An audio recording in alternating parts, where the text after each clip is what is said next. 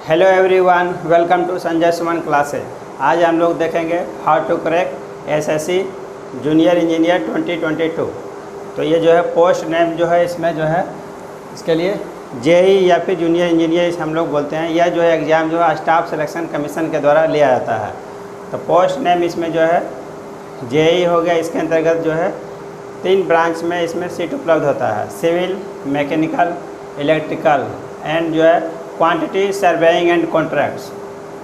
तो applying date इसमें जो है इसके लिए जो है 12 अगस्त 2022 से 2 सितंबर 2022 तक इसमें अप्लाई कर सकते हैं। एग्ज़ाम डेट इसके लिए जो है इसके लिए कंप्यूटर बेस्ड टेस्ट सीबीटी जो लिया जाएगा नवंबर 2022 में, और जो है मेंस एग्ज़ाम जो है इसका बाद में फिर निर्धारित किया जाएगा। एज लिमिट इसके लिए जो है कुछ पोस्ट के लिए 30 ईयर्स है एंड कुछ पोस्ट के लिए 32 ईयर्स फॉर जनरल कैटेगरी के लिए, और age relaxation for SC ST and OBC। SC ST OBC के लिए जो है गवर्नमेंट ऑफ इंडिया के द्वारा नियमानुसार छूट उपलब्ध है। OBC के लिए 3 साल का छूट उपलब्ध होता है और SC ST के लिए जो है 5 साल का छूट उपलब्ध होता है। और PH कैटेगरी के लिए फिजिकली हैंडीकैप कैटेगरी के लिए उनके लिए भी जो है छूट उपलब्ध होता है। एजुकेशनल क्वालिफिकेशन इसके लिए एजुकेशनल क्वालिफिकेशन डिप्लोमा या फिर जो है डिग्री इसमें उपलब्ध होना चाहिए। या तो आपके पास डिप्लोमा होना चाहिए या तो फिर जो है डिग्री आपके पास होना चाहिए। इसमें जो है सिविल मैकेनिकल इलेक्ट्रिकल में आपके पास डिग्री होना चाहिए या तो फिर इसमें डिप्लोमा होना चाहिए। कुछ पोस्ट के लिए जो है आपको जो है इसमें जैसे हो गया बॉर्डर रोड ऑर्गेनाइजेशन, ये जो है मिनिस्ट्री ऑफ डिफेंस के अंतर्गत आता है। और जो है फिर MES मिलिट्री इंजीनियरिंग सर्विसेज, ये भी मिनिस्ट्री ऑफ डिफेंस के अंतर्गत आता है। और ये DQA directorate of quality assurance, ये जो है नेवल के अंतर्गत आता है। यह भी मिनिस्ट्री ऑफ डिफेंस के अंतर्गत आते हैं। तो ये तीनों जो है ऑर्गेनाइजेशन में जो है इसमें आपको डिग्री होना चाहिए। डिग्री इन सिविल, मैकेनिकल या फिर इलेक्ट्रिकल, ये तीनों ब्रांच में आपके पास डिग्री होना चाहिए। या फिर जो है आपके पास डिप्लोमा है, 3 years diploma in related subject, 3 साल का जो है डिप्लोमा अगर संबंधित विषय में सिविल, मैकेनिकल या फिर इलेक्ट्रिकल में है तो प्लस उसके बाद जो है आपके पास 2 years experience in related field, 2 साल का जो है आपके पास एक्सपीरियंस होना चाहिए। सिर्फ ये तीनों ऑर्गेनाइजेशन में अगर डिप्लोमा वाले स्टूडेंट हैं तो border road organisation, military of engineering services और डायरेक्टरेट ऑफ क्वालिटी एश्योरेंस, ये तीनों संस्थान में आपके पास जो है डिप्लोमा कैंडिडेट के लिए 2 साल का एक्सपीरियंस भी होना चाहिए। तो इसमें और भी ऑर्गेनाइजेशन है इसमें जिसमें कि बिना एक्सपीरियंस वाले भी भर सकते हैं। सिर्फ डिप्लोमा अगर आपके पास डिग्री है तो भी अप्लाई कर सकते हैं। तो सभी इंस्टीट्यूट में कंपलसरी नहीं है, सिर्फ ये तीनों ऑर्गेनाइजेशन में जो है डिप्लोमा वाले स्टूडेंट के लिए जो है एक्सपीरियंस 2 साल का एक्सपीरियंस इसमें आपको संबंधित विषय में होना चाहिए। और अदर्स और भी ऑर्गेनाइजेशन है तो उसमें जो है सिर्फ आपको डिप्लोमा वाले स्टूडेंट भी भर सकते हैं। और कुछ ऑर्गेनाइजेशन में जो है आपके पास डिग्री वाले स्टूडेंट तो भरेंगे ही, सिविल, मैकेनिकल और इलेक्ट्रिकल में जिनके पास डिग्री है। और वहाँ पर विकल्प दिया गया है कि आपके पास अगर डिप्लोमा भी है सिविल, मैकेनिकल, इलेक्ट्रिकल तो भी आप भर सकते हैं, इसमें अप्लाई कर सकते हैं। तो ये तो हो गया एजुकेशनल क्वालिफिकेशन की बात। अब हम लोग आते हैं एग्ज़ाम पैटर्न की बात। इसमें जो है 2 स्टेज में एग्ज़ाम पैटर्न इसका कंप्लीट होता है।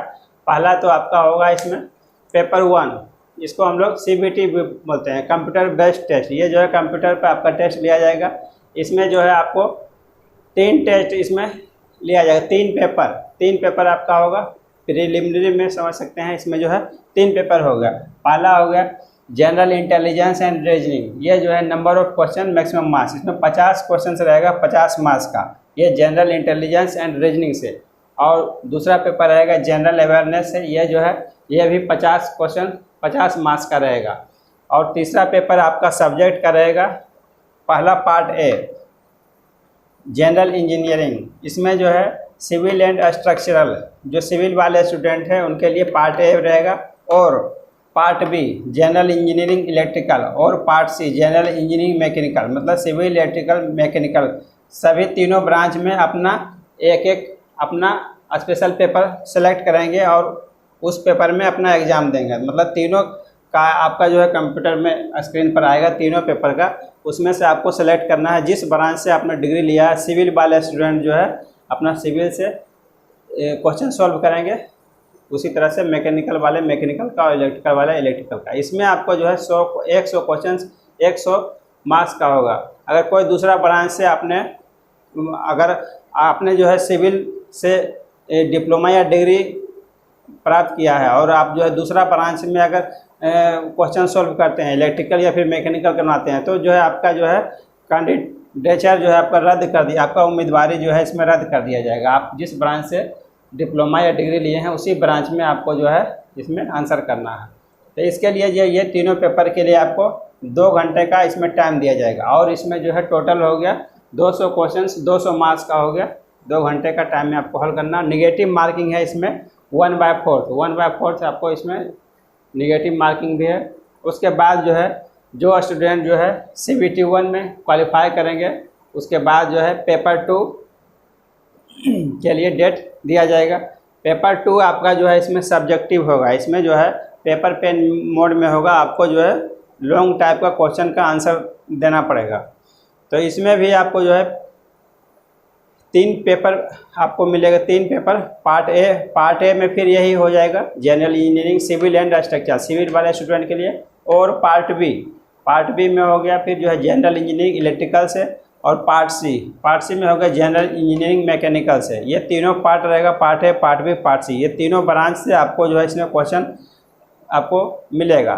उसका जो है आपको इसमें 300 मार्क्स का होगा, मैक्सिमम मार्क्स इसमें जो है 300 मार्क्स का होगा और इसके लिए भी 2 घंटे का टाइम दिया जाएगा। इसमें जो है आप मीडियम हिंदी और इंग्लिश आपको जो है पूरा लिखना है। पूरा पेपर या तो फिर हिंदी में लिख सकते हैं या फिर इंग्लिश में लिख सकते हैं।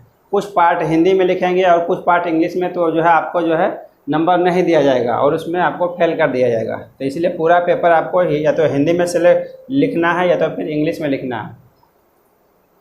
और सब्जेक्टिव में part A, part B, part C तीनों से आपको क्वेश्चन रहेगा। आपने जिस ब्रांच से जो है डिग्री लिया है उसी पेपर में आपको क्वेश्चन का आंसर करना है। सिविल वाले स्टूडेंट जो है पार्ट ए को सॉल्व करेंगे और जो है इलेक्ट्रिकल वाले स्टूडेंट जो है पार्ट बी को सॉल्व करेंगे और मैकेनिकल वाले स्टूडेंट जो है पार्ट सी को सॉल्व करेंगे। ये तो आपका जो है एग्ज़ाम पैटर्न हो गया। अब हम लोग देखते हैं इसके लिए हम लोग को कौन कौन सा बुक्स पढ़ना चाहिए। उसके बाद हम लोग देखेंगे हम लोगों का स्ट्रेटजी किस तरह से होना चाहिए, किस तरह से हम लोग को तैयारी करना चाहिए ताकि जो है ज़्यादा से ज़्यादा स्कोर कर सकें।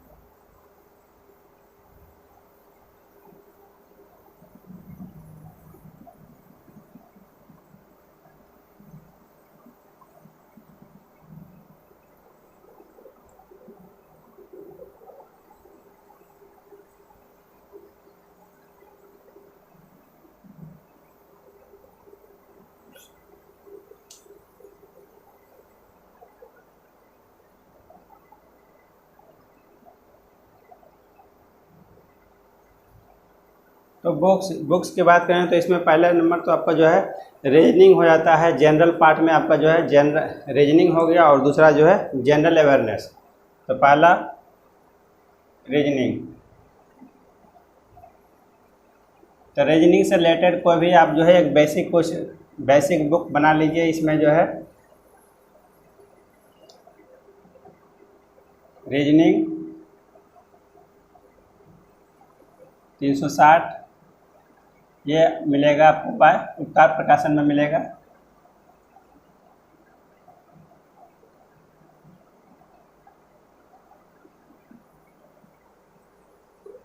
या तो फिर जो है एस चंद पब्लिकेशन में भी बना सकते हैं, उसमें भी।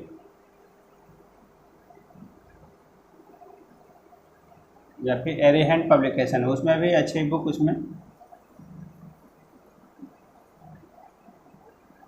कोई भी जो है एक रीजनिंग का एक बेसिक बुक जो है आप जो है इसमें बना लीजिए। तो इससे जो है आपका रीजनिंग पार्ट कवर हो जाएगा।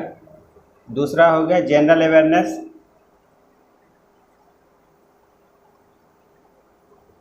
तो जनरल अवेयरनेस में आपको पहला नंबर तो करंट अफेयर्स के लिए,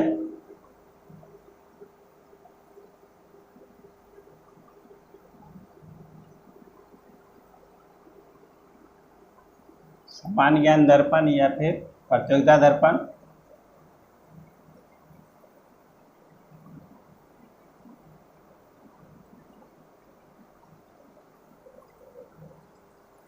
आपको एग्ज़ाम से पहले का 1 साल का आपको पढ़ना चाहिए इसमें। तो इससे जो है आपका करंट अफेयर्स जितना भी हो गया ये आपका क्लियर रहेगा।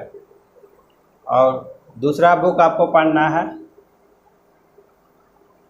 तो इसमें आपको NCERT का साइंस पेपर पढ़ सकते हैं 9+10, और फिर NCERT का सोशल साइंस 9+10। इसमें सारा बुक अगर आप नहीं पढ़ते हैं सोशल साइंस में 9-10, तो इसमें जो है आपको कम से कम जो है आपको ज्योग्राफी का बुक आपको अवश्य पढ़ना चाहिए। ज्योग्राफी से रिलेटेड जो है काफ़ी क्वेश्चंस जो है आपको इसमें एग्ज़ाम में पूछा जाता है। तो आपको इसमें मेन टॉपिक जो है आपका हो गया इंडियन इकोनॉमी और कॉन्स्टिट्यूशन ऑफ इंडिया, भारत का संविधान।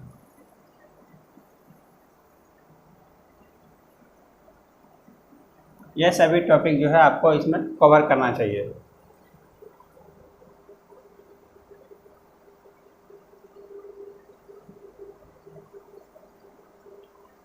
सामान्य ज्ञान दिग्दर्शन,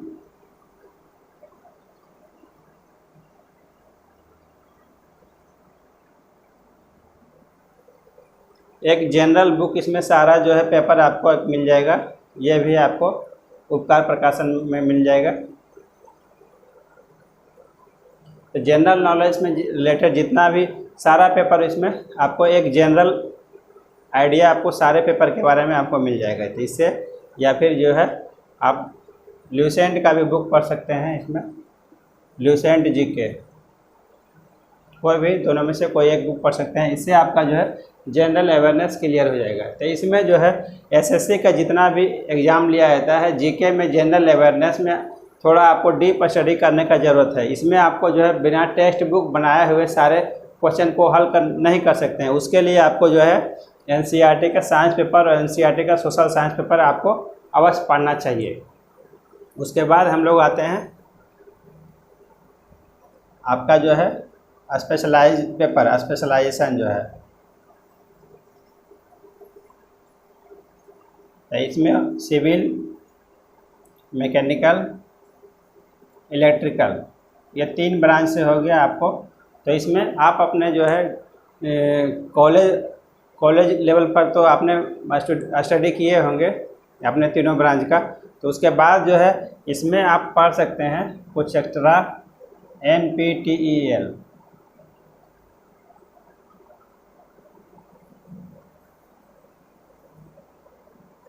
NPTEL, तो इसके वेबसाइट पर जा करके इसमें आपको फ्री ऑफ कॉस्ट आपका सब्जेक्ट स्टडी से रिलेटेड वीडियो फ्री में आपको मिल जाएगा, फ्री ऑफ कॉस्ट।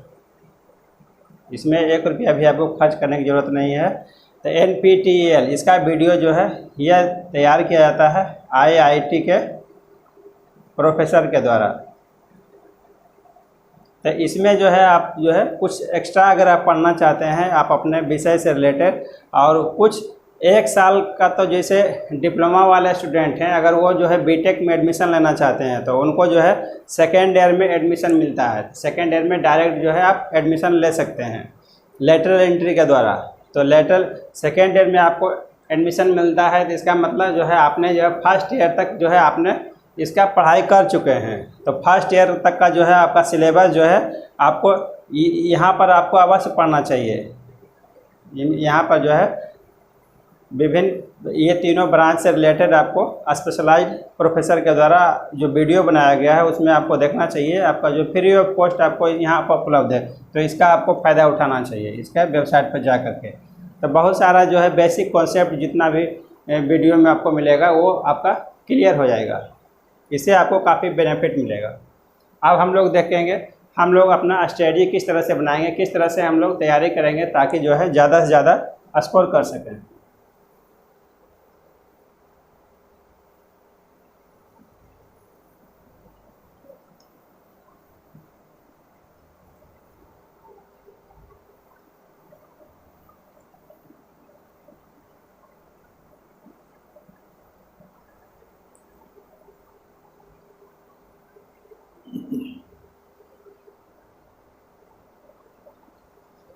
तो इसमें नेक्स्ट स्टेप जो है स्ट्रेटजी, हम लोग अपना स्ट्रेटजी किस तरह से बनाएंगे। तो हम अपने स्ट्रेटजी को दो भागों में बांट सकते हैं। पहला 50% टाइम ऑन सब्जेक्ट स्टडी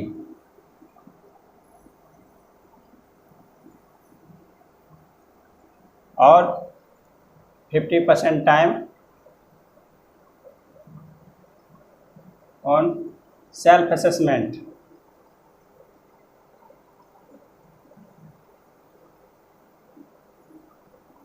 तो 50% टाइम हम लोग सब्जेक्ट स्टडी पर देंगे और 50% टाइम हम लोग सेल्फ असेसमेंट पर देंगे। जितना हम लोग सब्जेक्ट स्टडी करेंगे वो हम लोग कैसे जांचेंगे कि कितना हमारा सिलेबस कंप्लीट हुआ है और कितना बचा हुआ, तो उसके लिए हम लोग सेल्फ असेसमेंट में आएंगे।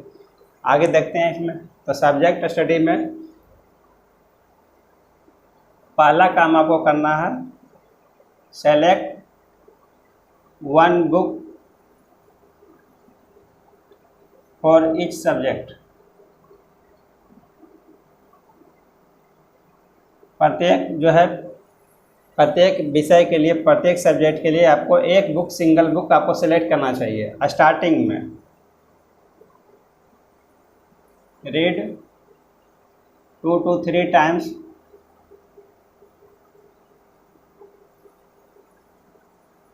Same book.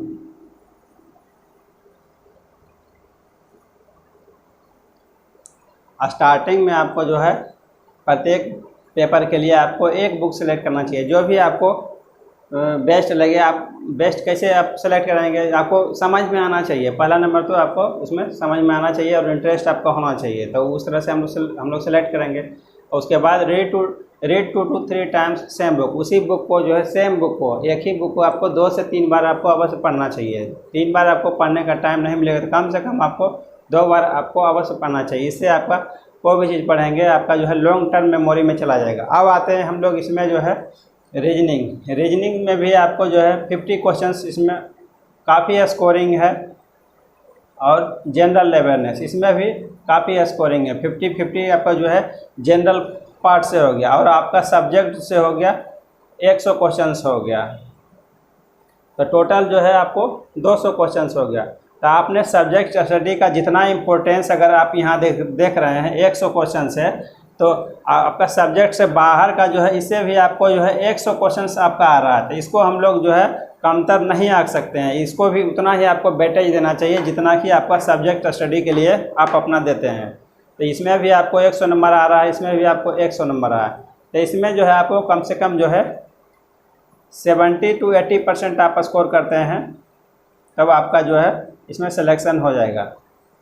तो इसमें आपको कम से कम 80% ले आएंगे तो आप जो है बिल्कुल सेफ जोन में रहेंगे। आपका जो है उसमें किसी तरह का भी उसमें प्रॉब्लम नहीं होगा। और सीट पर भी निर्भर करता है कि जो है ऑल इंडिया लेवल पर कितना सीट रहता है, उस पर भी आपका निर्भर करता है।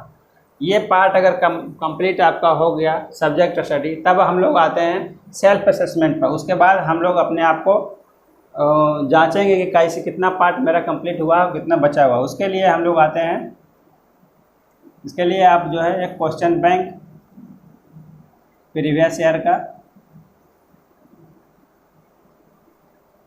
या प्रैक्टिस सेट लीजिए।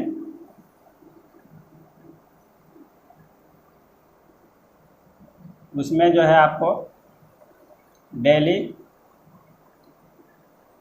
2 मॉक टेस्ट आपको देना है।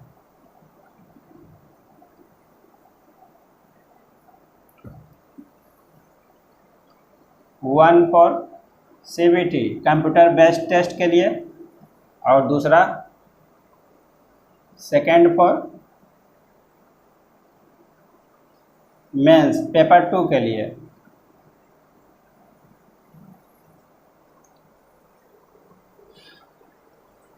और इसमें आपको 100+100 मॉक टेस्ट आपको दे देना है बिफोर द एग्ज़ाम, एग्ज़ाम से पहले तक आपको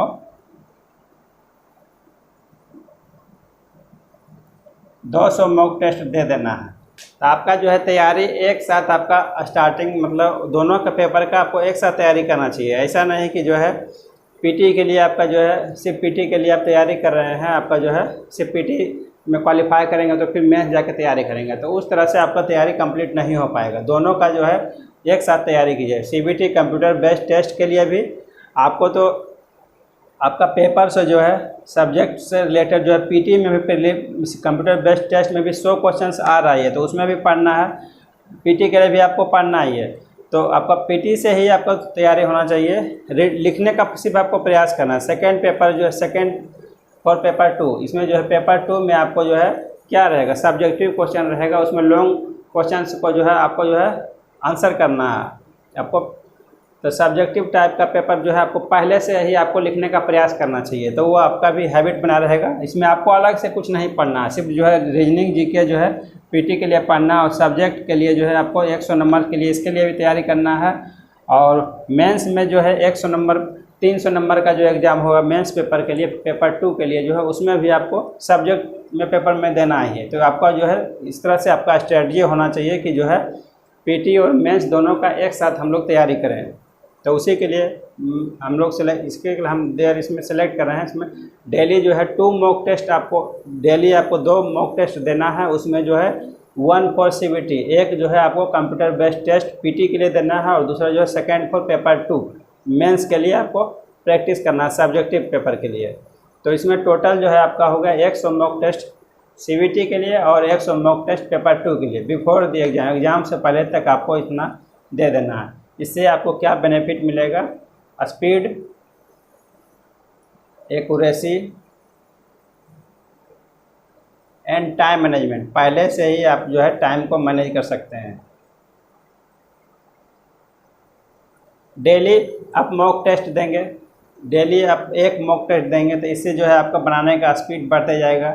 दूसरा बेनिफिट होगा एक्यूरेसी, आपका एक्यूरेसी बढ़ते जाएगा, ज़्यादा से ज़्यादा आपका सवाल सही होगा क्योंकि इसमें जो है निगेटिव मार्किंग है। आपको कम से कम जो है निगेटिव में आंसर करना है तो इसके लिए आपको ज़्यादा से ज़्यादा सही करने की ज़रूरत है। एक्यूरेसी कब आएगा, जब आप ज़्यादा से ज़्यादा टेस्ट देंगे। और टाइम मैनेजमेंट तीसरा जो है इससे बेनिफिट है, आप जो है डेली मॉक टेस्ट देने से जो है आप जो है टाइम को अच्छी तरह से मैनेज कर सकते हैं। 2 घंटा में आपको पीटी CBT के लिए 2 घंटा में आपको 200 क्वेश्चंस को हल करना है। तो 200 क्वेश्चंस जो है 200 क्वेश्चंस आपको जो है इसके लिए 120 मिनट का टाइम मिल रहा है, 120 मिनट के लिए। तो इसमें आप जो है आपको एक क्वेश्चंस के लिए जो है 1 मिनट का भी टाइम नहीं मिल पा रहा है। यहाँ पर देख रहे हैं तो 200 क्वेश्चंस के लिए 120 मिनट का टाइम है।